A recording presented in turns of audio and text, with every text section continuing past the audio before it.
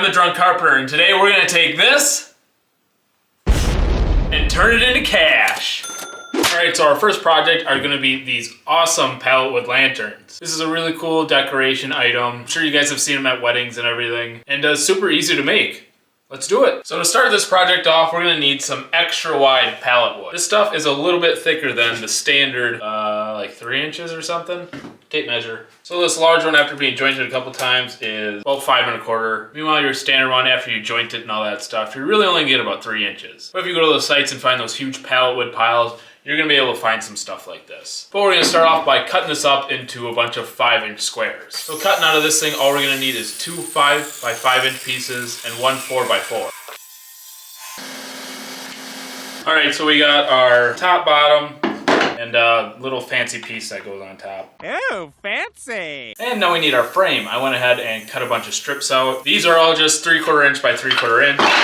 But obviously these are all too long. Unless you want your candle to look like that, but that's crazy. How long do I want this? I need a tape measure. So I'm gonna put this thing at 9 inches. So we're gonna have to cut a bunch of strips at 7 1/2, because since these are 3/4 inch, they'll be sitting at the top and the bottom. So 7 1/2 plus 2 3 1/4 equals 9. So I need to cut 8 at 7. I need to write this down.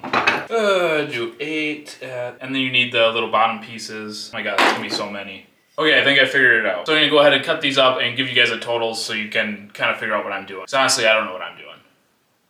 All right, I got everything cut out, and here are the pieces that I got. I got 4 that are 7 1/2 inches, 8 that are 3 1/4, 2 5 by 5 pieces, and a 4 by 4 piece. So I did a light sanding of all these pieces, and now we're gonna charge up the air compressor, and we're just gonna take all of our small pieces and make a bunch of, well, not a bunch, just 2. Of squares with them. Whenever I do these types of projects, I always just add a little bit of glue along with a nail from the nail gun, just to make sure everything holds over time. And now that we have all of these boxes, we're gonna go ahead and make them 3D using our longer pieces.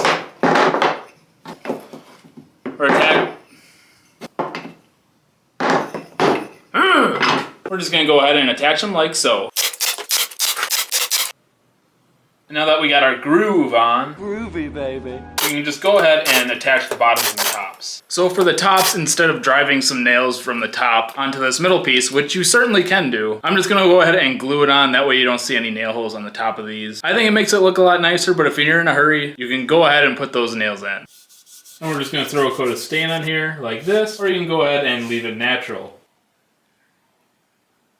Our next project are these sweet pallet wood signs. So for these pallet wood signs, I definitely recommend using really thin pallet wood. You don't need a 30-pound sign ripping down someone's wall. But for this project, we gotta start doing what we have to do with every pallet wood project, and that's ripping out the nails in our pallet. Or sometimes, in the case of these really thin pallets, it's taking out staples. I've taken out hundreds in my life. The best method I found is just using a hole punch to hit them out on the backside, and to use whatever tool is easiest to get them out on the front. One trick I did learn is, if you can't see them from the front, don't even take them out. Ain't nobody got time for that. And next I'm just gonna mark an area out where I wanna get my sign. Pallet wood is not very flat, it's not very straight. So a lot of times with this older material, you're gonna have a lot of weight. So a lot of time I just mark out the good area of a pallet and the rest is firewood. But one tip if you're gonna use the lazy method like me, Are you really this lazy? make sure you double check where those nails or staples are before you cut through them.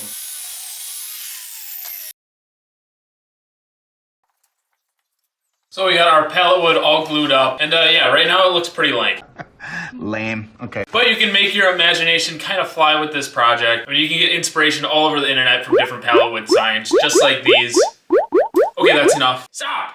That was ridiculous. But lucky for me, I have a laser engraver. So I just went ahead and found a cool design. And all I'm gonna do is plop this board on my laser engraver. So people are always pumped about what state they live in. So I'm just gonna go ahead and choose mine. And we're just gonna do a pallet wood state cutout.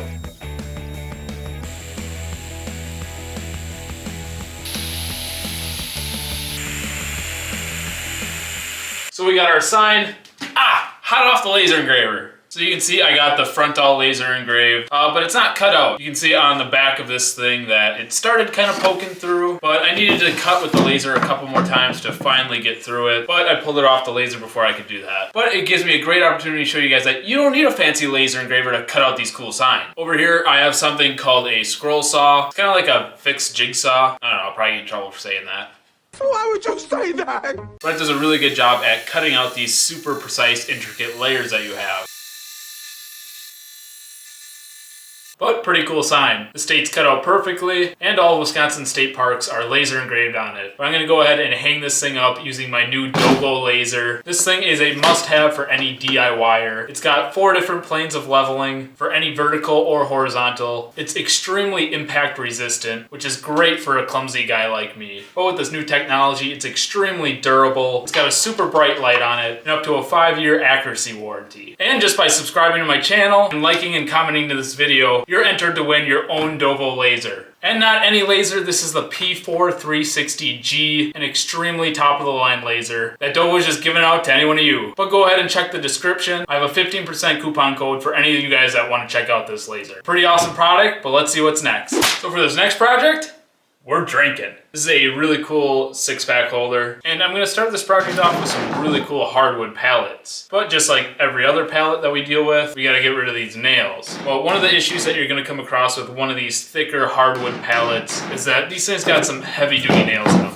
I mean, it makes sense. Heavy-duty pallet, heavy-duty nail. And sometimes you come across these. This is called a screw nail. If you ever come across it, get ready to hate your life. Hey, I hate my life.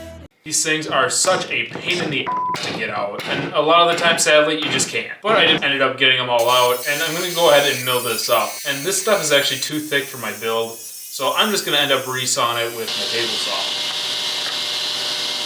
So I went from this super chunky pallet wood, which started out as an inch, and after I milled it down is probably around 7/8, but this would have been way too bulky. And these are the pieces after I resawed them. I went ahead and went for 3/8 of an inch. That way this thing will be nice and light. I mean, you're only carrying 6 beers. You don't want it super heavy. Only 6 beers, that is kind of lame. I wonder if I can make a 12-pack one. Different video. But you can see these pieces are much more manageable. And at 3/8 of an inch, it's still gonna be plenty strong. So when you're done with those 6 beers, you don't gotta worry about dropping it and having it break. But these pieces are too skinny, so I'm gonna go ahead and glue them up. So we got our boards and we're ready to start cutting. So I started off this project without any plan. I mean, who plans this stuff? Great plan, Einstein. But here are some pretty good plans if you want to do this yourself. But for me, I'm just kind of winging this thing and doing some cuts that I think are appropriate and are gonna make this thing turn out pretty cool.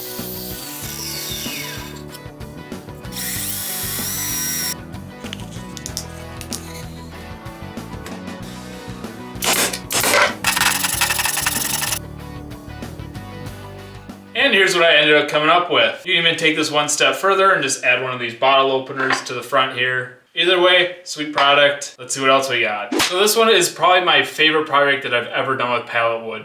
Ever. This is just an end table that I ended up making. Pretty crazy, unique design. Pretty cool, huh? There's so many different furniture items that you can make, starting from nightstands like this one, all the way to outdoor patio furniture. There's just so many different options for it. I ended up cheating a little bit. I had a crazy amount of trim boards that I needed to get rid of from a crazy father-in-law. Don't ask me, it's a long story. But if I can do it with trim boards, you can easily do this with pallet wood too. It's a long process of milling the stuff up and then just gluing all this together. But we're gonna glue this up into one giant slab. It's almost gonna look like a butcher block, but just make sure you got a lot of clamps, put a lot of pressure everywhere on this board. And just like a butcher block, this thing is gonna be heavy. But once the glue's dry, you gotta figure out how to put it through your planer because this thing's about 12 feet long and my shop ain't that big. But it turns out you can just move the planer so it'll fit.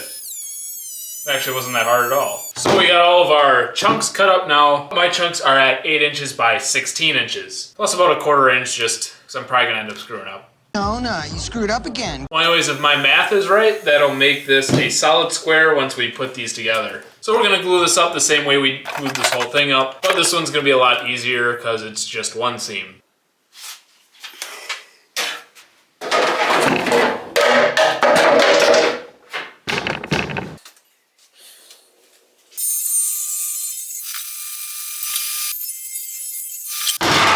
So we got our butcher block looking tabletop thing done. So we're gonna go ahead and start on the legs. We're not spending much money on this thing, so I'm using some 2x4s that I found in that pallet wood pile that I got all these pallets from. I'm cutting them down into 2-foot sections, and then I'm just milling up so we get some nice square pieces. And now that the tops are done, we gotta cut our dados on the top. I ended up making this fancy looking jig, and this is gonna allow me to slide the piece back and forth the exact measurement of our legs. So if all goes well, our legs will fit perfectly inside of that cut.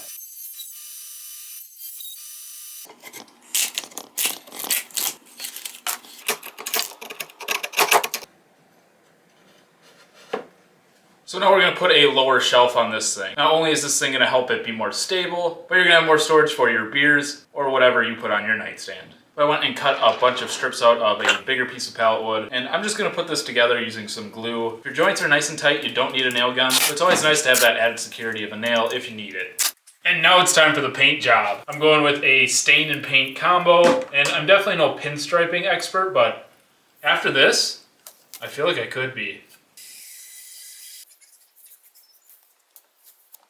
And definitely the most labor intensive of these projects, but this one's definitely my favorite. My biggest advice when making stuff like that is make something super unique and something that maybe no one's ever seen before. When your items are a lot more unique, you can usually jack up that price of it. We're gonna be rich.